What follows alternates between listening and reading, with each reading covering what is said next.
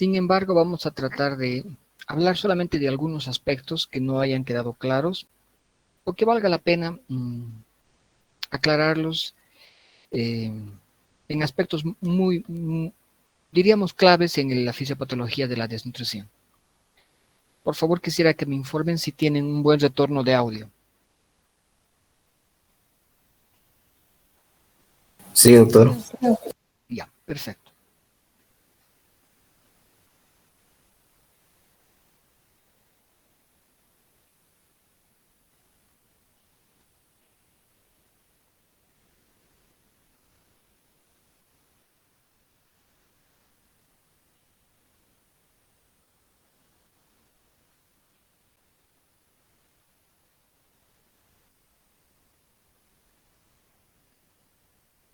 Bien. Pueden ver la presentación, ¿verdad?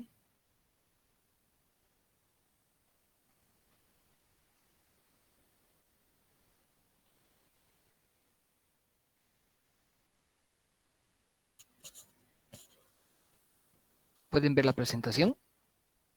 Sí, Sí, doctor. doctor. Bueno, vamos a hablar de la desnutrición proteico-energética solamente en lo que se refiere a los aspectos clave. Bien. Ya sabe que un síndrome es un conjunto de signos y de síntomas. En este caso, el conjunto de signos y de síntomas son secundarios a la deficiencia de nutrientes esenciales. La forma en la cual se presenta este síndrome tiene formas diversas de presentación ante la común causa que es la deficiencia, si bien se trata de una causa aguda o de una causa crónica. Si se trata de una causa aguda, el extremo de esta forma de desnutrición se conoce como desnutrición edematosa, porque los pacientes terminan con edemas. En cambio, el otro tipo de desnutrición, que es la desnutrición crónica, se produce una emaciación, de tal manera que el organismo eh, pierde las capas musculares, la capa de grasa, y prácticamente, de acuerdo a la magnitud de la deficiencia, se observa la parrilla costal, se ven los relieves óseos con mayor claridad, como son las imágenes clásicas que vemos en la desnutrición. Pero ahora ya sabemos que este síndrome tiene dos formas de presentación, una edematosa y otra que es la desnutrición marasmática o el desnutrido emaciado. Aquí tenemos la desnutrición crónica en su forma más característica. Fíjense ustedes la emaciación que se produce. Y tenemos la otra que es la desnutrición edematosa.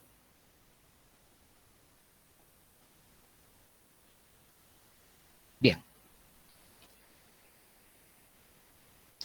Si bien los signos de la desnutrición conocidos son importantes, en lugar de hablar de los signos, me gustaría hablar fundamentalmente del problema que se genera.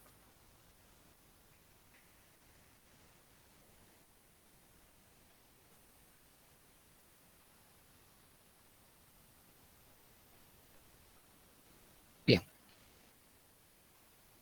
Cuando hablamos de la fisiopatología de la desnutrición,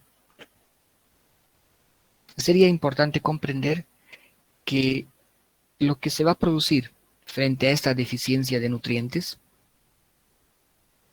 es una adaptación. Esta adaptación podría ser ineficiente, si se produce rápidamente, o una adaptación más controlada, podríamos decir, si es una desnutrición de largo tiempo de evolución. Sea como fuera, la palabra clave en la desnutrición es la adaptación reductiva. Quiere decir cómo el organismo se va a adaptar a la reducción de los nutrientes. ¿Qué es lo que ocurre básicamente en términos generales en la desnutrición? Como consecuencia de una insuficiente cantidad de calorías y de proteínas, todos los sistemas del organismo, todos, absolutamente todos, van cada vez frenando su funcionamiento hasta el punto de pararse. Y como consecuencia de que toda esta maquinaria energética se ve afectada, entonces los mecanismos eh, se muestran inadecuados, funcionan muy mal, todos los sistemas enzimáticos van eh, funcionando con mucha irregularidad. Entonces, esto se debe a que se va produciendo continuamente eh, una maquinaria enzimática que primero funciona muy lentamente hasta finalmente pararse y funcionar muy desorganizadamente.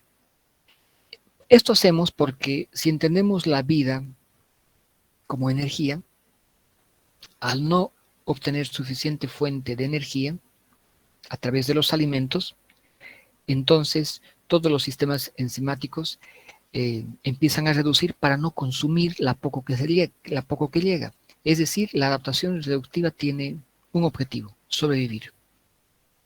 Entonces, el organismo aprende a sobrevivir con menos calorías y de esta manera aprende a funcionar de una manera completamente nueva y diferente.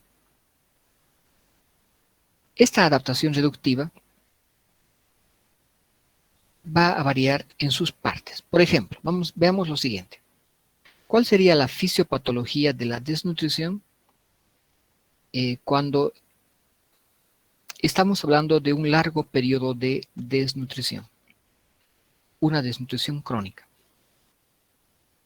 Cuando hablamos de una desnutrición crónica, se producen las siguientes etapas. La primera es un balance negativo. La segunda es una detención del crecimiento y del desarrollo. La tercera, una hipofunción. Y la cuarta, la homeorexis. Vamos a revisarlas brevemente en qué consisten estas. El balance negativo,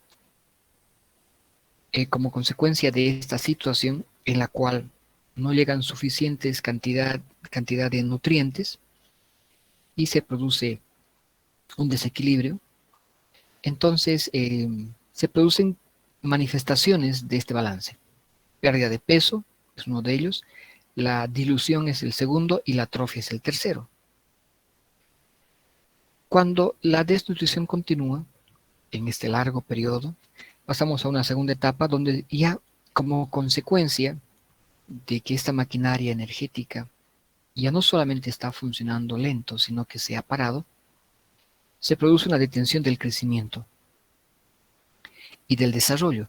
Entonces se afecta todos los parámetros que pueden ser cuantificables: peso, talla, desarrollo óseo, pero también se afectan la cualidad de las funciones, lo que se refiere al desarrollo. Entonces hay alteraciones neuromotoras, alteraciones en la motricidad gruesa, en la motricidad fina, en el aspecto sensorial. Entonces, detención del crecimiento y del desarrollo sería la segunda etapa. Si la desnutrición continúa, se produce otro paso que sería la hipofunción, es decir, un funcionamiento enlentecido de todos los órganos y todos los sistemas. Esta hipofunción de todos los órganos y de todos los sistemas energéticos es la parte avanzada de la desnutrición, consecuencia de la disminución del metabolismo. Entonces, ¿qué tendríamos? Piel atrófica, caída del cabello, anemia, alteraciones neuróticas. Por ejemplo, estas que son niños generados, más bien, que se están desarrollando en un medio ambiente lleno de limitaciones. Sin embargo, cuando llegan al hospital y uno intenta animarlos ofreciéndoles juguetes, no quieren jugar. O pese a que no han comido, si les ofreces comida, no quieren comer. A esto se refiere estas alteraciones neurológicas del comportamiento en la desnutrición.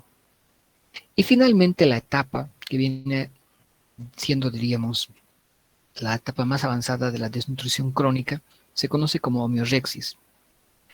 La homeorexis es prácticamente la adaptación a esta condición deficitaria actual. Entonces, la homeorexis es algo muy parecido a la homeostasis, con la diferencia de que la homeorexis se genera en condiciones de desequilibrio. Por lo tanto, la homeorexis podríamos decir que es un nuevo equilibrio dentro del desequilibrio. Entonces, estas serían las etapas de la fisiopatología cuando la desnutrición se produce en largo tiempo. Se conoce como desnutrición crónica. Bien. ¿Qué otra situación podríamos ver? ¿Qué pasa cuando la desnutrición ocurre en corto tiempo? En corto tiempo. Cuando la desnutrición se da en corto tiempo, a lo que vamos a llamar una desnutrición aguda, las etapas que se producen son distintas. Va a haber un balance negativo, como la primera, que diríamos que es el común denominador. Hay pérdida de peso, hay dilución, hay un peso estacionario y finalmente se produce un aumento de peso. Pero esto suena raro, ¿no? ¿Cómo es posible que se produzca, si tengo un balance negativo, cómo podría producirse que el peso ya no baja, sino se queda? Y si sigue la desnutrición grave, rápidamente desarrollándose, en lugar de continuar bajando, empieza a aumentar de peso. Entonces lo que estamos viendo ya es el resultado de la dilución y del edema. Entonces lo que estamos pesando es agua. Y esto explica por qué se produce un aumento de peso que lo vamos a comprender más adelante. La siguiente etapa en este tipo de desnutrición son directamente las manifestaciones clínicas de la deficiencia, los cuales van a ser edema, hipotermia, hipoglicemia, infecciones y mayores alteraciones tróficas de piel y faneras. En la desnutrición aguda no se produce una detención del crecimiento, no hay una adaptación, no hay una homeorexis. Por lo tanto, cuando digo que no hay detención del crecimiento, la talla se mantiene. Sin embargo, el peso que ha venido bajando, de repente ahora está subiendo, pero lo que estoy pesando es agua. Entonces, fíjense cómo las figuras son completamente distintas. Entonces, esta sería la evidencia de una manifestación, de una desnutrición aguda, de una desnutrición edematosa. ¿Ven cómo se produce el edema en estos pacientes? Fíjense ustedes que en estos pacientes se nota muy claramente las alteraciones de la deficiencia. Fíjense cómo ha cambiado las características del cuero cabelludo.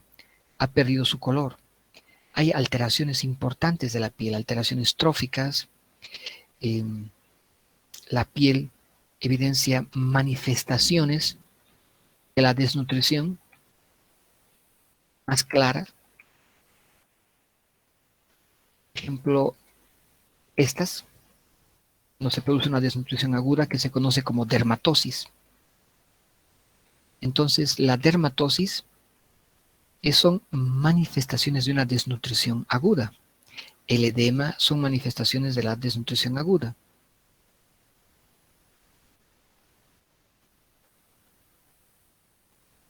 En cambio, esta otra, la emaciación grave, que es otro signo de la desnutrición, es más característica de la desnutrición crónica. Esta, sin lugar a dudas, es una desnutrición aguda. Desnutrición aguda. Ahora bien, uno tendría que ir pensando lo siguiente.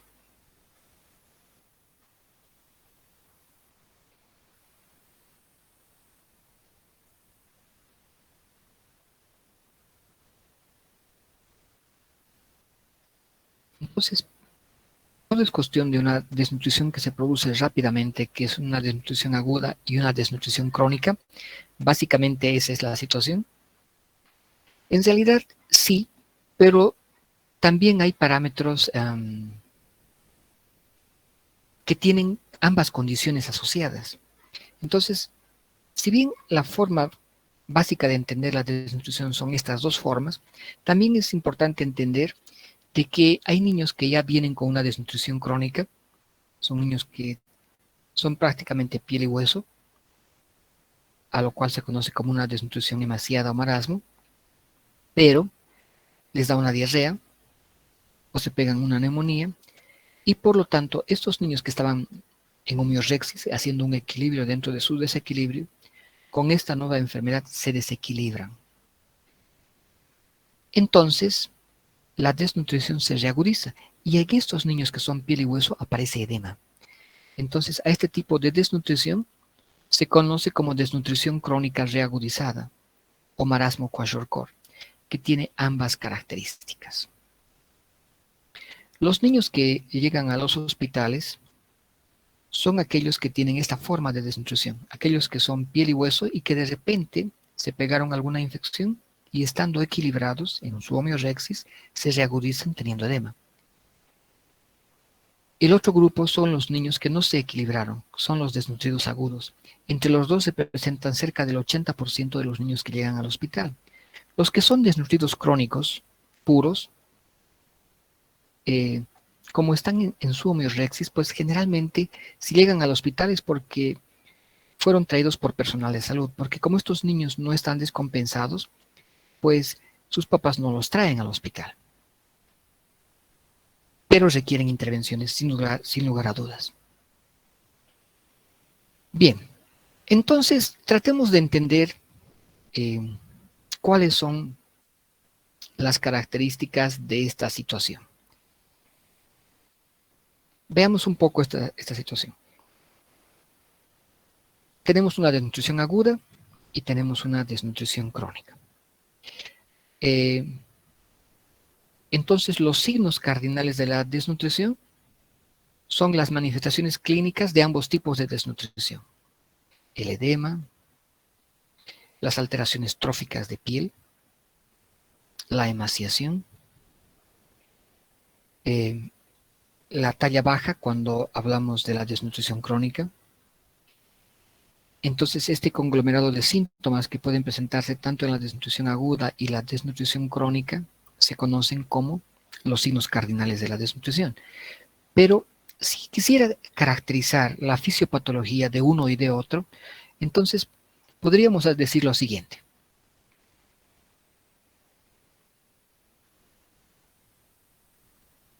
Miren, aquí tenemos un niño con desnutrición crónica, es un niño con marasmo. Este niño, si es que no se ha pegado ninguna infección, va a estar en un equilibrio dentro de su desequilibrio y ha quedado piel y hueso. Fíjense ustedes.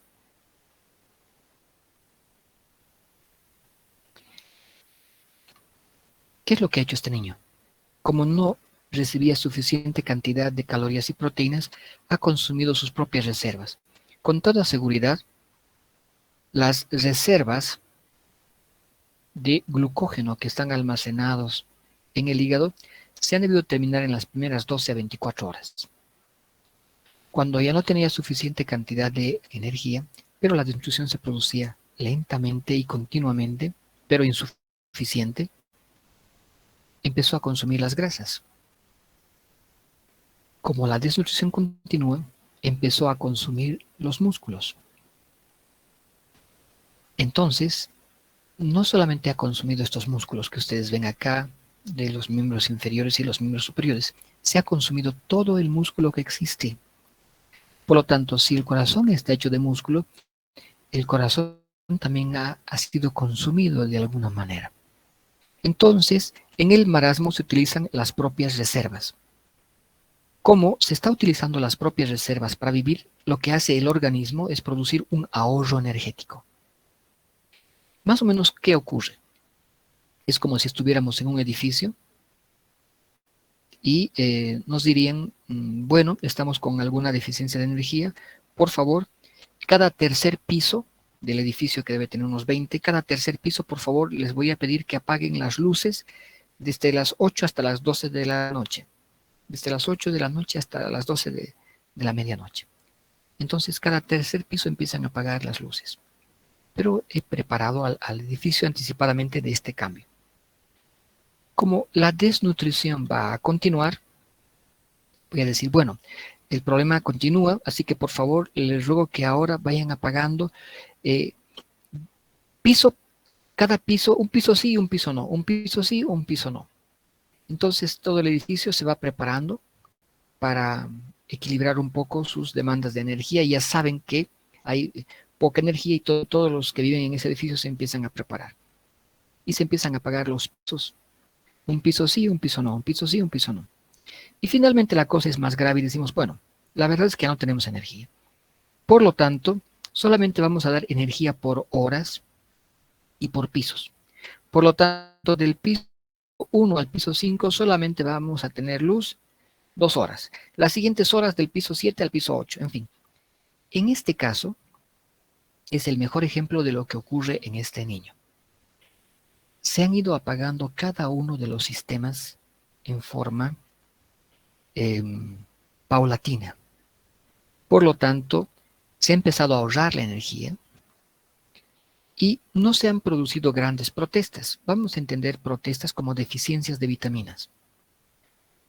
Si bien es cierto que hay deficiencias de vitaminas, si se fijan ustedes la calidad de la piel de este niño, miren,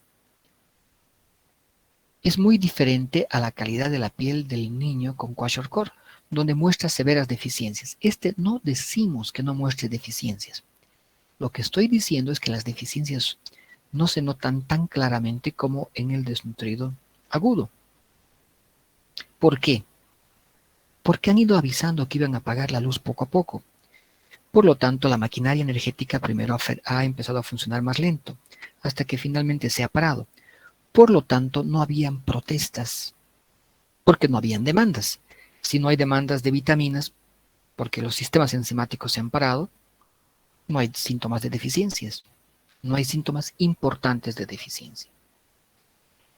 Esto se debe al ahorro energético.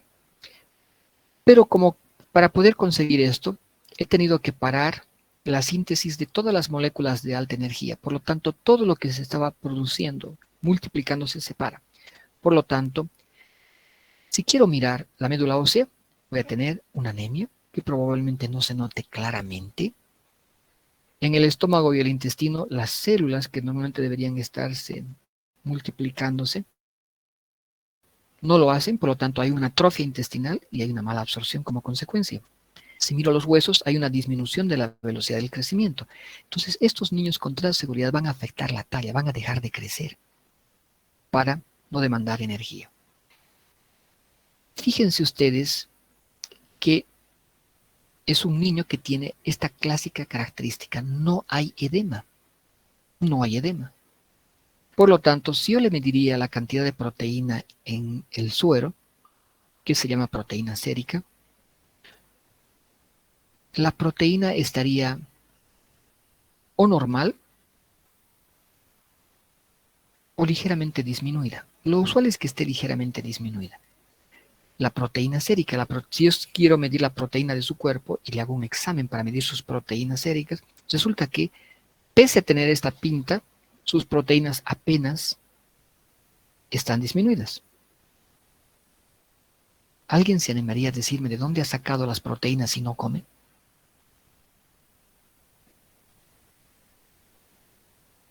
De los músculos, doctor. Ha sacado de sus mismos músculos. Por lo tanto, la presión oncótica, que depende de las proteínas, se ha mantenido porque ha sacado sus propias proteínas para equilibrarlo. ¿Ven? Ha hecho una homeorexis, ha hecho un equilibrio dentro del desequilibrio. ¿Por qué no hay deficiencia de vitaminas? Porque hay una homeorexis. No digo que no hay deficiencia. Hay una leve deficiencia de vitaminas. ¿Por qué? Porque ha hecho una homeorexis. ¿Cómo una homeorexis? Claro, si no estoy demandando, entonces no hay protestas. Las protestas serían los déficits de vitamina por todo lado como consecuencia de la falta de las mismas. Pero si no las estoy pidiendo, entonces no noto deficiencias vitamínicas, claramente, como en nuestro caso. Entonces fíjense que ahora puedo entender por qué este niño no se hincha, porque su cuerpo ha ido adaptándose, ha ido secuencialmente todos los pasos y termina siendo una homeorexis. Veamos en el otro. Este es el desnutrido de tipo kwashiorkor. Aquí el problema es la disminución de las proteínas del organismo. Pero uno diría, ¿y este por qué no tiene disminución de las proteínas del organismo? Porque está utilizando sus propias proteínas para compensarse. Y cuando mido las proteínas están disminuidas. Por lo tanto, la presión oncótica está disminuida y la alteración de las fuerzas en los capilares se han alterado y empieza a salir líquido al tercer espacio. Pero ¿por qué no puede utilizar sus proteínas? Porque la desnutrición se ha producido tan rápidamente que no le ha dado tiempo para hacer este equilibrio dentro del desequilibrio. Y como consecuencia, las proteínas que se encargan de transportar todo a todo lugar, incluyendo las vitaminas, no puede transportar apropiadamente los nutrientes, no puede transportar la mayor parte de todo se transporta a través de estos transportadores que son las proteínas. Eh, no tengo transportador, no tengo proteína, y es un organismo que está creciendo, no ha logrado parar su metabolismo. Se empiezan a presentar déficits en todo lado de la materia, porque su organismo no ha ido frenándose como en el edificio, apagando progresivamente los pisos. Aquí al edificio, sin decirle nada, le han dejado sin energía, y como consecuencia se empiezan a manifestar todas las alteraciones enzimáticas. Básicamente el problema es un mal funcionamiento en la mayor parte de los sistemas energéticos. Y como los que se encargan de regular estos sistemas son las enzimas, hay un mal funcionamiento enzimático en la mayor parte de los sistemas energéticos, en particular aquellos relacionados con la glucosa y la producción de energía. Por lo tanto, estos tienen más tendencia a ser hipoglicemias que los otros. Los otros la tienen, pero estas tienen más riesgo. Los otros, que son los crónicos, hacen crisis de hipoglicemia cuando se desequilibran. Como están en su equilibrio, dentro del desequilibrio que hemos dicho que se llama homeorexis, si se pegan una diarrea, se desequilibran y hacen hipoglicemia. Si se pegan una neumonía, se desequilibran y hacen una hipoglicemia. En cambio, este está totalmente desequilibrado. Entonces, si todos sus sistemas enzimáticos funcionan mal, pues no puede generar todos los pasos necesarios para producir adecuadamente la glucosa y utilizarla. Entonces, hasta aquí podríamos entender de que hay dos tipos de desnutrición que se expresan de diferente manera. El común denominador en ambos tipos de desnutrición, en el que se produce la desnutrición aguda y la desnutrición crónica, es que ambos niños, como consecuencia de la desnutrición, tienen una inmunodepresión. Y como consecuencia de la inmunodepresión, todo lo que estamos acostumbrados a encontrar en una infección, no veremos. ¿Qué estamos acostumbrados a ver en una infección? Fiebre, aumento de los reactantes de fase aguda, leucocitosis, neutrofilia, todo lo que nos indica que hay un proceso infeccioso. En estos niños por la inmunodepresión pueden tener una severa infección, sin embargo sus valores se alterarán muy poco comparado a lo que esperaríamos. Por lo tanto, las infecciones graves no parecen tan graves porque no se muestran estas alteraciones en su hemograma. Si le tomo una placa radiográfica para ver una neumonía, pues tampoco tienen suficiente energía para hacer las clásicas consolidaciones en los pulmones. Por lo tanto, las neumonías graves en ellos, cuando veo las placas radiográficas, parecen menos graves. Entonces uno corre el riesgo de subestimar sus problemas infecciosos y hasta considerar que no los tienen.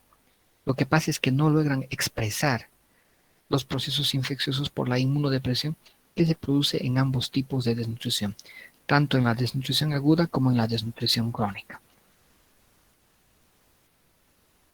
Aquí valdría la pena echarle una mirada a esto de la presión oncótica, para recordar. Hasta aquí me gustaría saber si alguien tiene alguna duda o alguna pregunta para que yo pueda seguir explicándoles. No se olviden que la presión íntegra se las voy a dejar. Deben tener un video completo de esta presentación en nuestra plataforma. Y de todos modos la presentación se las voy a dejar para que la revisen. Aquí solamente quiero que aclaremos dudas. Entonces, si alguien tiene alguna duda hasta acá.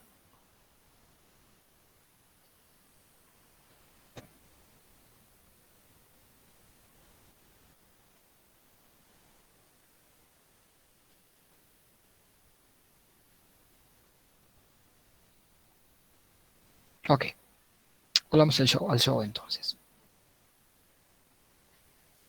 Bien, Fíjense ustedes, esto ya sabemos. Aquí tenemos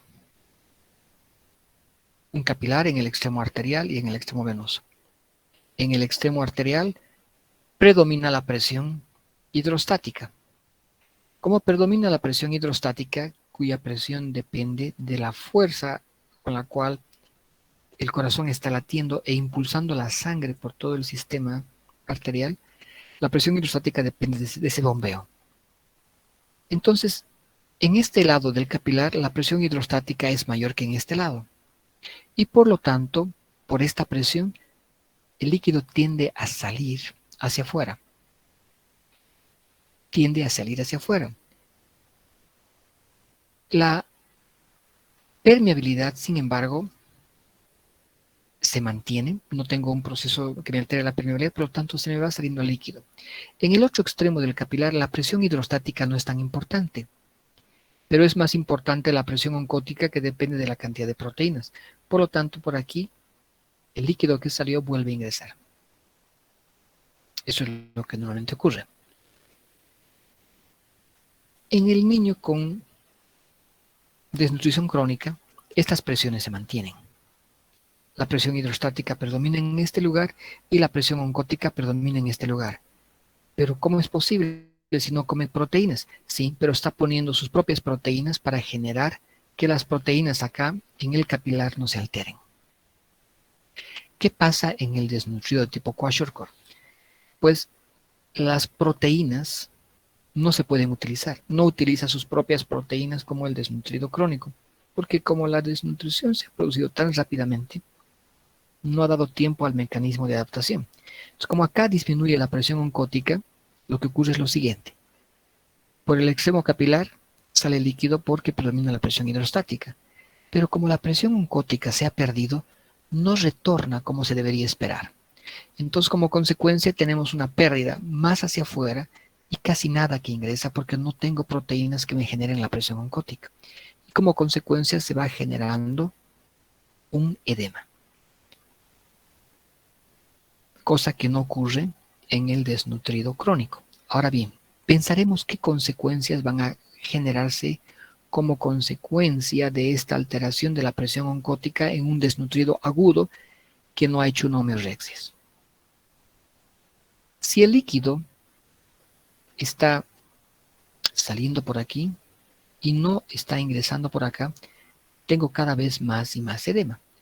Por lo tanto, el líquido que debería retornar se está quedando en el tercer espacio y no retorna.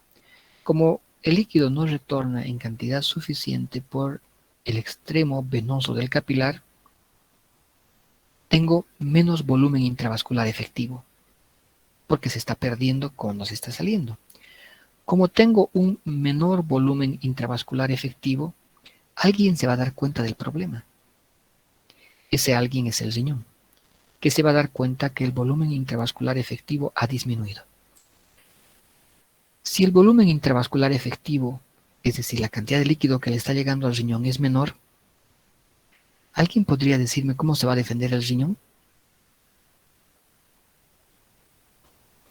¿Alguien recuerda de fisiología? ¿Qué hace el riñón en esas condiciones?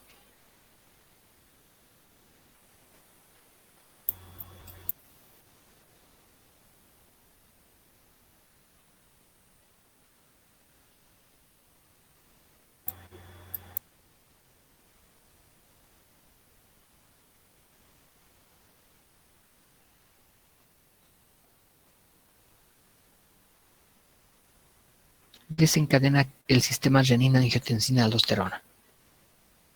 ¿Y qué hace el sistema renina-angiotensina-aldosterona? Lo primero que produce es vasoconstricción para adaptarse al volumen que se ha reducido y tratar de mantener la presión. Lo segundo que hace es reabsorber sodio para que junto con el sodio reabsorba agua. Entonces se desencadena el sistema renina-angiotensina-aldosterona en un paciente con una desnutrición aguda edematosa, lo cual significa que el riñón está reteniendo sodio desesperadamente para que el sodio jale agua y trate de mejorar el volumen intravascular efectivo. Está produciendo vasoconstricción para tratar de mantener la presión.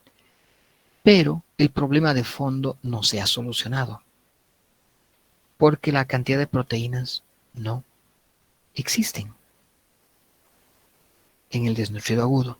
Como consecuencia de ello, pese a que el riñón está haciendo este mecanismo, se sigue saliendo el líquido por el capilar en el extremo arterial y no está ingresando por el extremo venoso. ¿Qué hace el riñón? Más sistemas de angiotensina-aldosterona, mayor retención de sodio para tratar de retener más agua y tratar de mantener el volumen intravascular efectivo. Como las proteínas, que son el problema básico, no se ha solucionado, se genera un círculo vicioso donde cada vez, por tratar de solucionar, lo único que generamos es cada vez más y más edema. Pero como consecuencia lógica también, más sodio dentro del organismo. Entonces, déjenme ver en qué hora estamos para tratar de decir lo central solo de este tema. Entonces, podría imaginarme cómo voy a encontrarme con el sodio orgánico total en este tipo de desnutridos edematosos. El sodio orgánico corporal total es aquella cantidad de sodio que se encuentra en todo el organismo, no solamente en el suero. El sodio orgánico total. En este desnutrido agudo, en este desnutrido edematoso, ¿cómo creen ustedes que esté el sodio orgánico total como consecuencia de estas alteraciones que estoy mencionando? ¿Alguien se animaría, por favor, a decirme?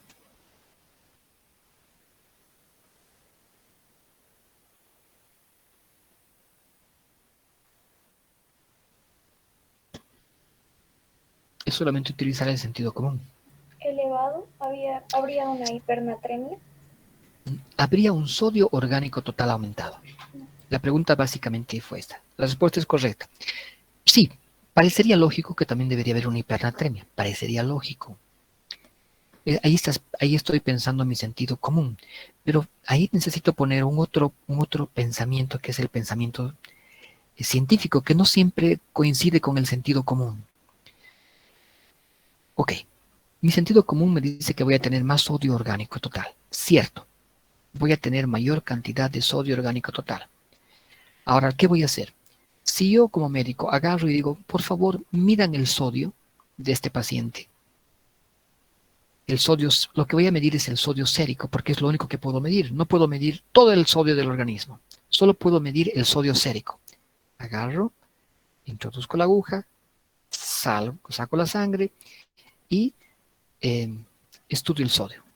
Pero estoy estudiando el sodio sérico. Ya sé que el sodio orgánico total está aumentado, porque el sistema renina-angiotensina-aldosterona en este tipo de desnutrición aguda me está haciendo que retenga sodio. Pero lo curioso de esto es lo siguiente.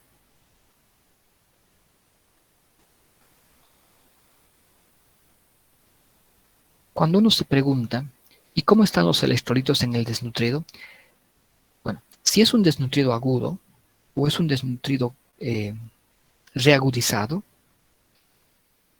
el sodio orgánico total está aumentado como esperaba encontrarlo. Sin embargo, cuando mido el sodio sérico, tiene una hiponatremia. Fíjense esa paradoja, que rara, ¿no? El sodio orgánico total está aumentado. Ya sé por qué. El sistema renina-angiotensina-aldosterona ha ido reteniendo sodio para tratar de jalar agua y para tratar de mantener el volumen intravascular efectivo. Ya, entiendo el sodio orgánico total. Pero ¿por qué presenta hiponatremia? ¿Por qué el sodio del suero que estoy midiendo, porque no puedo medir el sodio orgánico total, solo puedo medir el sodio sérico? ¿Por qué el sodio está disminuido?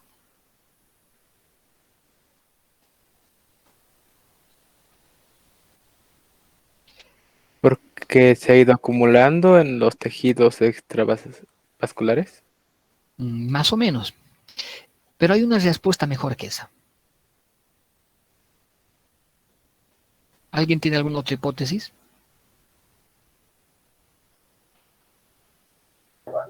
aumento, doctor, en el líquido extracelular? El sodio orgánico en el líquido, el que estoy midiendo básicamente es el líquido extracelular, porque estoy midiendo el sodio sérico. Y ese sodio está disminuido, no está aumentado como debería estarlo, teóricamente. ¿Por qué diablos el sodio sérico no está aumentado? Y es más, ¿por qué está disminuido? Es una locura, no puedo entender. Si el sodio se está reteniendo, ¿por qué ese sodio tampoco está, por qué ese sodio también debería estar aumentado en el sodio sérico? Pero no, está disminuido.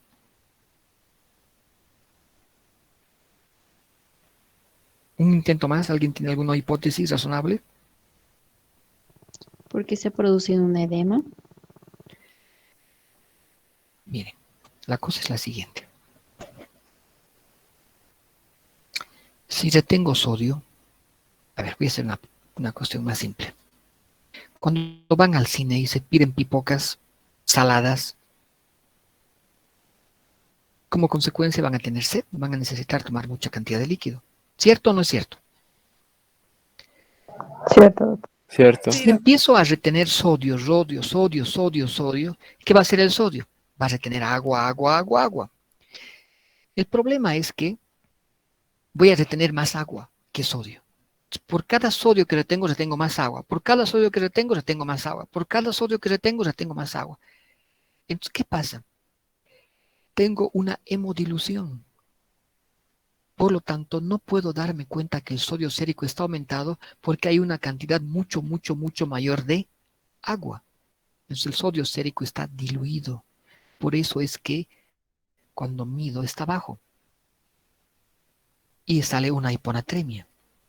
Pero está bajo el sodio porque lo estoy midiendo en la cantidad del volumen en el que se encuentra. Y como has retenido mucha agua, muchísima más agua, entonces el sodio se diluye y parece que está bajo. Y ese es uno de los principales errores en la terapéutica, porque lo lógico debería ser, bueno, acabo de medir el sodio y el sodio está bajo. Entonces, ¿qué voy a hacer? Voy a ponerle sodio. Empeoran el problema, porque como consecuencia van a potenciar el sistema de adrenina-angiotensina-aldosterona y mayor edema. Entonces, fíjense ustedes el problema acá. Ya puedo entender entonces este enunciado que dice el sodio orgánico total está aumentado. Ya sé por qué. Sin embargo, en el niño con desnutrición proteico-energética grave que tiene edema, tiende a presentar hiponatremia. ¿En qué tipo de desnutridos? En aquellos que tienen edema. En aquel desnutrido agudo puro o en aquel desnutrido crónico que sea edematizado, que sea reagudizado. Entonces ya sé qué me encontraría en estos niños. Ahora, también hay que saber qué ocurre con el potasio. El potasio orgánico total en estos pacientes con las mismas características, los graves, los que llegan a los hospitales, que les he dicho que son el desnutrido agudo y el desnutrido crónico reagudizado, tiene un potasio orgánico total disminuido. La pregunta sería, ¿por qué el potasio está disminuido en estos desnutridos? Está disminuido porque fundamentalmente los pacientes edematosos, los que tienen desnutrición aguda, como no comen proteínas, por eso se han desnutrido, por eso se han hinchado, sí consumen cereales, porque es más barato. Es un problema de la pobreza. Los cereales que comen son cereales refinados. En el proceso de refinamiento, el arroz bonito que ven ustedes, ese es el arroz refinado, en el proceso de refinamiento se pierde el potasio. Por lo tanto, consumen poco potasio porque consumen cereales refinados, sin potasio o con poco potasio. Por otro lado, como frecuentemente tienen diarreas, por las diarreas se pierde potasio. Entonces el potasio se va perdiendo porque no se consume y porque se elimina. Entonces el potasio orgánico total está disminuido en estos niños. Lo curioso es que también cuando mido el potasio sérico, porque es el único que puedo medir, no puedo medir el potasio de todo el organismo, solo tomo una muestra. Igual que en el sodio, voy a tomarla del suero. Solo que en esta vez voy a medir el potasio. Y resulta que el potasio puede estar normal o ligeramente disminuido, pese a que el potasio orgánico total está disminuido. Y uno se pregunta, pero ¿y aquí cuál es la explicación? Del anterior ya he encontrado, la de dilución. Pero aquí, ¿por qué no puedo ver el potasio disminuido? Debería estar muy disminuido si es que no consume potasio y está echando fuera el potasio. ¿Por qué el potasio parece normal o apenas comprometido, apenas disminuido? Porque el principal lugar donde se encuentra el potasio es dentro de las células, es el potasio intracelular. Y ustedes están midiendo el potasio extracelular. Por lo tanto, no es una buena muestra. No pueden medir el potasio intracelular. Ni siquiera en los hospitales más grandes se puede medir el potasio intracelular más que con fines investigativos. No está disponible. Pero el potasio que ustedes miden es el extracelular. ¿Y ese es el lugar donde está el potasio? No, el lugar donde está el potasio es dentro de la célula.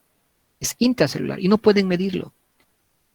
Por lo tanto, la única forma de darse cuenta que el potasio orgánico total está disminuido es por los síntomas y los signos de las deficiencias de potasio. Por ejemplo, alteraciones electrocardiográficas, por ejemplo, mal funcionamiento del tubo digestivo como el ilio, y ya está. Ese va a ser el resumen de los eventos centrales de la fisiopatología, que hasta aquí haríamos un resumen. La desnutrición es un síndrome, un conjunto de signos y síntomas como resultado de la deficiencia. Sin embargo, este síndrome, si bien tiene un componente común que serían los síntomas cardinales de la desnutrición, los signos cardinales de la desnutrición, que hemos dicho que son estos: la emaciación es un signo grave, es un signo cardinal, el edema es un signo cardinal, la dermatosis es un signo cardinal, el desmedro o talla baja es un signo cardinal. Cuando hablo de estos signos cardinales, estoy hablando de la desnutrición en general, y este síndrome se caracteriza por tener estos síntomas cardinales: emaciación, edema, dermatosis y desmedro o enanismo. Esos son los signos cardinales. Pero estos signos cardinales, porque hemos dicho que un síndrome es un conjunto de signos y síntomas, estos signos corresponden a dos tipos diferentes de desnutrición. La desnutrición crónica, que hace todas las etapas características de la fisiopatología. Primero un balance negativo, luego, para no morir, empiezan a apagar todas las luces de los edificios poco a poco, luego en el edificio ya no están funcionando, luego en el edificio ya se ha parado todo, entonces he hecho un nuevo equilibrio en ese edificio dentro del desequilibrio. Se han acostumbrado a vivir con energía día por medio, 3 horas por semana. Se han acostumbrado a ahorrar agua. Han hecho un equilibrio dentro del desequilibrio. Este niño ha hecho como condición final un equilibrio dentro del desequilibrio, que sería la homeorexis. Este niño es este niño, el niño piel y huesos, que no se hincha. Ahora bien, hay otro tipo de niño que solamente hace dos etapas. Hace un balance negativo como el primero, pero como la desnutrición se produce muy rápidamente, hace manifestaciones clínicas de deficiencia: edema, hipotermia, hipoglicemia, infecciones, las alteraciones tróficas de la piel. Miren su cabello cómo está, miren el edema cómo está, miren su piel cómo está. ¿Por qué? Porque aquí no le han avisado que tenía que prepararse. Han apagado el edificio sin decir a nadie en un momento, y todos los vecinos están protestando. Miren, vecinos protestando acá. Miren, vecinos protestando acá. Veríamos dermatitis del pañal protestando allí, alteraciones en los ojitos protestando allá. Todo muestra una deficiencia de proteínas primero y una deficiencia de vitaminas también. Ok, ya es eso. Ahora, si he entendido eso, si he entendido esto, si realmente lo he entendido, no necesitaría memorizar estas tablas. Tengo que memorizar esta tabla aquí, aquí es esto, aquí esto, tiene esto, y no tendría que necesitar hacer esto. Si realmente entendido. Vamos a ver si realmente hemos entendido. Es utilizar el conocimiento previo y lo que hemos tratado de explicarles. Yo voy a mencionar algunos de ellos.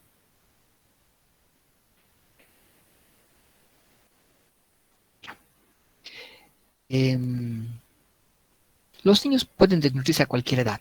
Sin embargo, los que se desnutren rápidamente son generalmente lactantes mayores cuya madre se ha embarazado y en el momento que se entera que está embarazada le quita la leche, su única fuente de proteínas, y no le da chance a adaptarse y como consecuencia hace una desnutrición aguda. Estos otros que hacen desnutrición crónica generalmente son niños mucho más pequeños donde la mamá y papá, por ejemplo, trabajan. La mamá no puede darle su pecho porque tiene que salir a trabajar, o su trabajo no le permite hacerlo, y como consecuencia a veces toma leche, a veces le dan agua de arroz, a veces toma leche, a veces le dan Wilcaparo, a veces toma leche, se ha ido desnutriendo poco a poco. Esto generalmente ocurre en niños más pequeñitos, pero cualquier grupo podría presentarlo. El desnutrido agudo, cuando lo valoro, cuando hago sus pruebas para medir las proteínas, pareciera que tuviera una deficiencia más de proteínas que de calorías, porque él tiene una hipoproteinemia. Y cuando mido la proteína está normal o apenas disminuida. Entonces parece que tuviera más una deficiencia de calorías que de proteínas. Lo que pasa es que su cuerpo se está comportando así. Ahora, si me pongo a pensar, ¿cómo estará este peso para este tamaño en un desnutrido agudo? ¿Estará normal? ¿Estará bajo? ¿O estará disminuido? ¿Cómo se imaginan ustedes que estaría el peso para su tamaño de un niño con desnutrición aguda? Elevado. Elevado.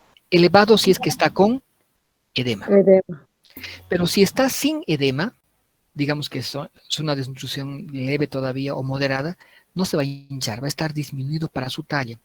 Pero cuando se hinche, su peso va a estar apenas comprometido porque estaría pesando agua. ¿Y cómo estaría el peso para la talla en un desnutrido crónico?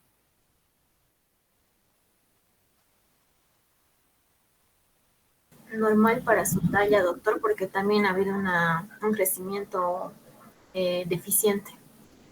Sí, esa es una respuesta muy inteligente realmente, porque no estoy diciendo cómo está el peso para su edad, estoy diciendo cómo está el peso para su tamaño. Como es un desnutrido crónico, ha dejado de crecer. Como es chiquitito, ese peso bajo es normal para un niño tan chiquitito. Entonces pareciera que ese peso está normal, pero para su tamaño. Ahora veremos este otro, miren. ¿Cómo creen que estaría la talla para la edad de un desnutrido agudo?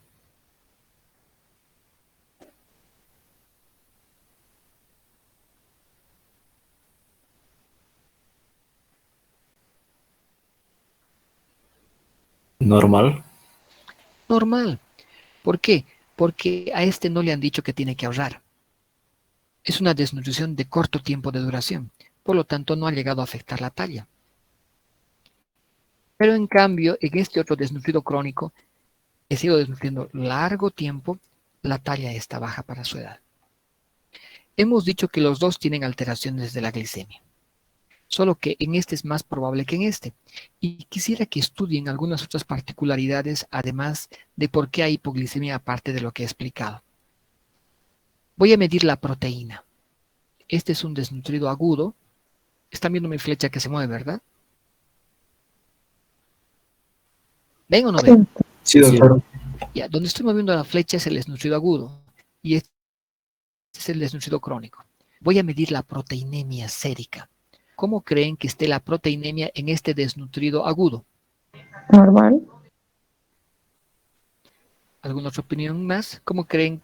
Baja. Baja. ¿Cómo creen que esté la proteína? Cada uno está respondiendo. Solamente escuchamos a los que se animan a responder, pero cada uno está respondiendo en su cabeza.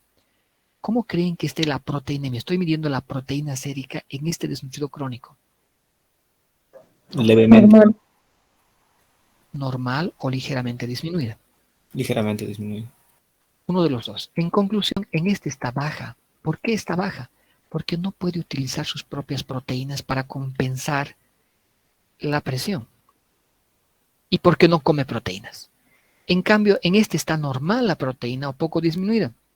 No come proteínas, cierto, pero utiliza sus propias. Se está autocomiendo, autoconsumiendo, autocanibalismo. Ahora, no responder esta pregunta sería como para suicidarse. Como consecuencia, el edema en el desnutrido, es decir, presente ausente, eso es lo que van a decirme como respuesta, ¿ya? Aquí está el desnutrido agudo. ¿Cómo va a estar el edema en este desnutrido agudo? Presente. Y en este, No ausente. presente. Ausente. ¿Por qué está presente? Porque no puede consumir su propia proteína, porque se ha desnutrido muy rápido y porque no come. Y este, ¿por qué está ausente? No se hincha porque consume sus propias proteínas. Por eso está piel y huesos. En cambio, este no está piel y huesos, este está hinchado como globo. ¿Se dan cuenta? Esto también les he dicho, a ver si me podrían decir. Solamente voy a utilizar 5 minutos más de clase para aclarar algunas cosas, porque la clase la van a tener entera para repasarla.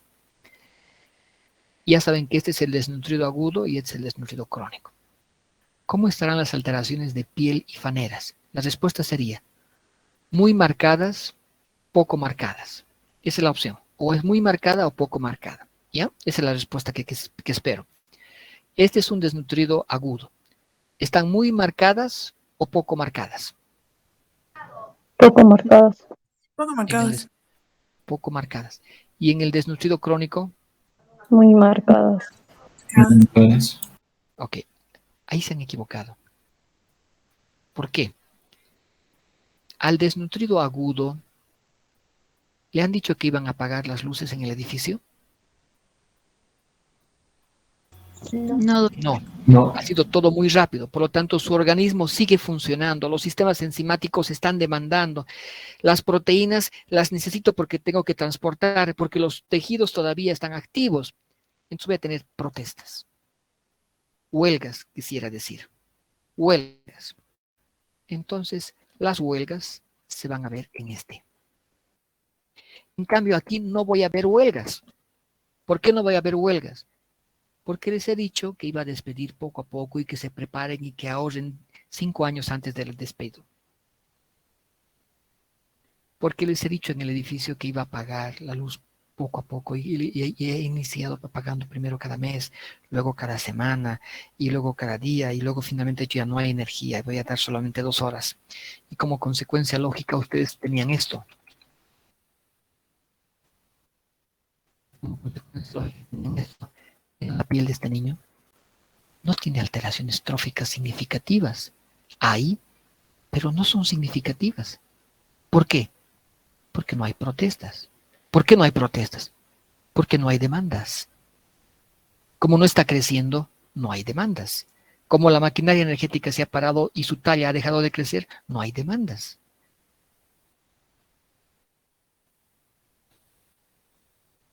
Este estaba creciendo. Y no le han dicho que se va a quedar sin materia prima. Entonces aquí falta materia prima. Este tejido me está demandando deficiencias de vitamínicas, conjuntivitis. Su pelo que estaba creciendo ha perdido el color porque no hay materia prima.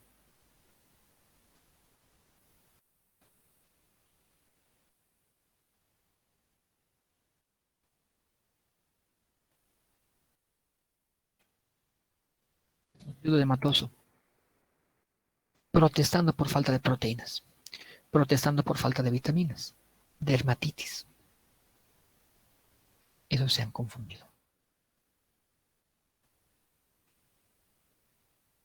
Entonces,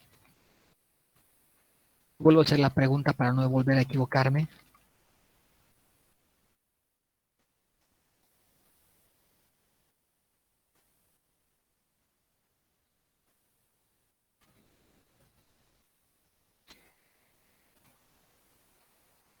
¿quién va a tener más alteraciones de piel y faneras? ¿El agudo o el crónico? El agudo. No olvidar. ¿Por qué diablos el agudo? Porque no ha hecho homeorexis. Porque sus sistemas enzimáticos y su maquinaria energética sigue funcionando y sigue pidiendo. Y como no le dan, hace huelgas, hace deficiencias. En cambio, casi no tiene deficiencias porque no hay demandas. Ha dejado de crecer, su maquinaria energética se ha parado. El motor no pide energía, el motor no pide azúcar, o digo, no pide gasolina, no pide aceite, no pide casi nada porque se ha acostumbrado, ha hecho un equilibrio dentro del desequilibrio. Los dos tienen mala absorción y mala digestión. Voy a terminar solamente con esto, ¿ya? La masa muscular es fácil adivinar acá. ¿Cómo está la masa muscular en el desnutrido agudo? ¿Y cómo está la masa muscular en el desnutrido crónico? En el agudo es normal y en el crónico es disminuido. Eso era pichanga, ¿no es cierto?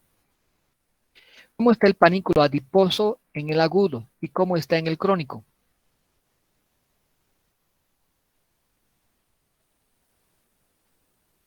Normal y el crónico disminuido.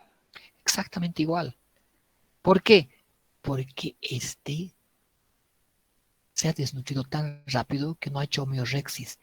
Tiene homeorexis. Por su homeorexis, para no morirse, ha utilizado su masa muscular para no hincharse. Por su homeorexis, ha utilizado sus grasas para mantenerse estable, pero a un alto costo. Se está comiendo a sí mismo. No puede comerse a sí mismo. Y como no puede comerse a sí mismo, ni puede comer lo que le dan, porque lo que le dan es insuficiente, estamos en serios problemas. Fíjense ustedes, hay algo distinto acá, que voy a relacionar el volumen sistólico con la hepatomegalia y voy a terminar con eso la charla de hoy, ¿ya? ¿El corazón de qué está hecho? Músculo. Músculo. ¿Quién come su músculo? El crónico. El crónico. Por lo tanto, el volumen sistólico está disminuido. Fácil. Lo que no entiendo es por qué está también disminuido el volumen sistólico en el agudo. Lo voy a entender cuando vea la hepatomegalia. ¿Saben cuál de los dos tiene hepatomegalia? El que tiene hepatomegalia es y no. Ahora voy a explicarles por qué tiene hepatomegalia y van a poder comprender por qué este volumen sistólico está disminuido. No es cierto que no hay proteínas en el desnutrido agudo, porque no come y no puede utilizar las que tienen. ¿Estamos de acuerdo?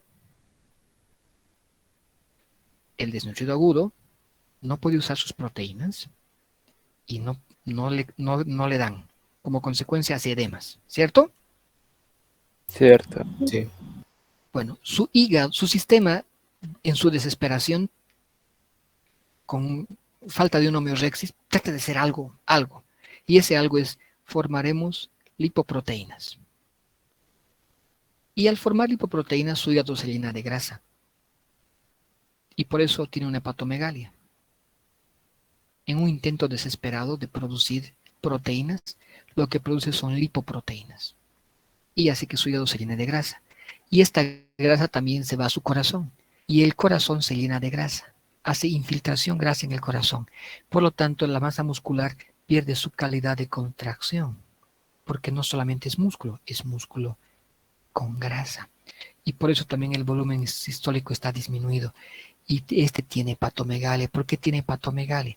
Por su desesperación para tratar de formar, sin homeorexis, proteínas. Como no puede hacerlo, forma lipoproteínas y me hace una hepatomegalia. En cambio, otro no tiene hepatomegalia, pero sí su volumen sistólico también está disminuido. Por lo tanto, tengo que tener cuidado si quiero rehidratar a estos niños. No puedo rehidratarlo como a cualquiera, porque su corazón no tiene capacidad para funcionar tan bien como en otro niño. Muy bien, lo demás les voy a dejar para que estudien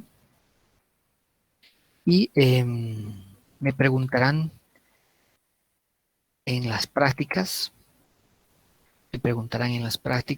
sus dudas.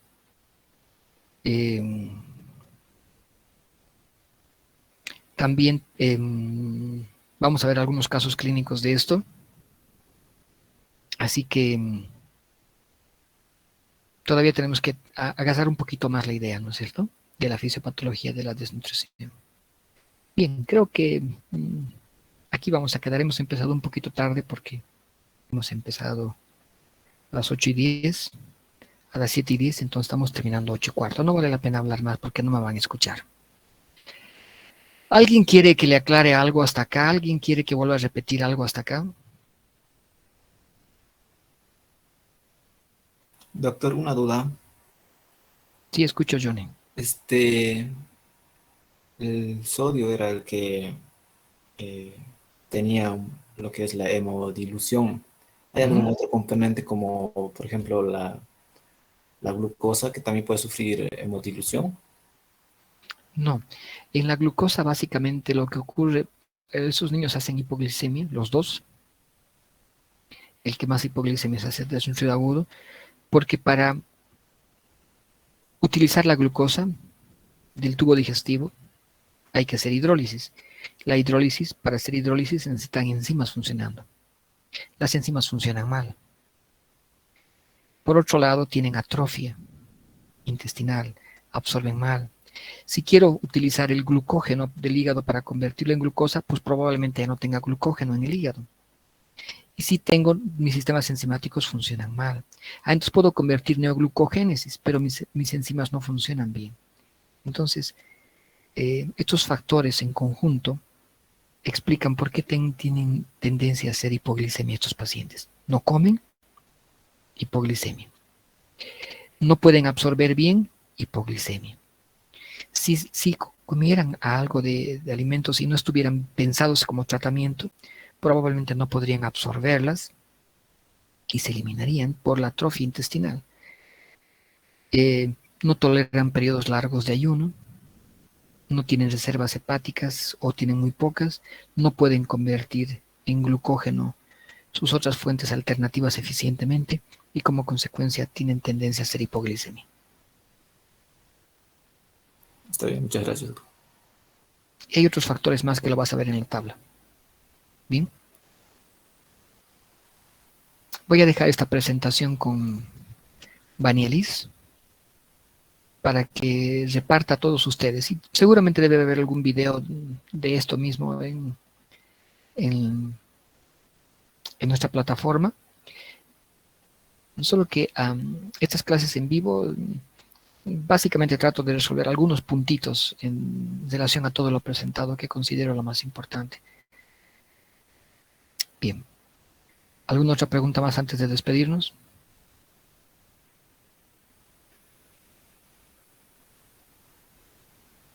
¿Cuándo va a estar disponible la plataforma, doctor?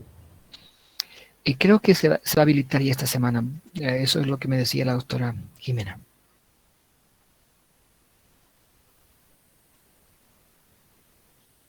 Muy bien.